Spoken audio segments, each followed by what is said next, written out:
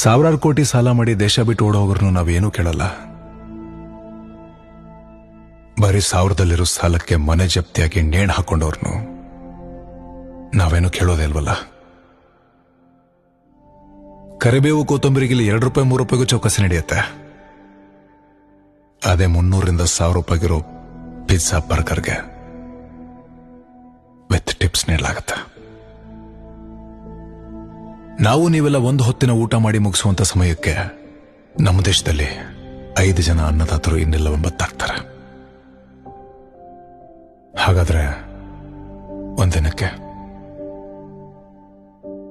ತಿಂಗಳಿಗೆ,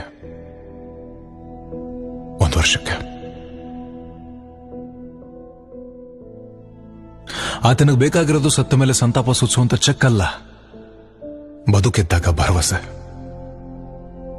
ಬದುಕುವ ಭರವಸೆ.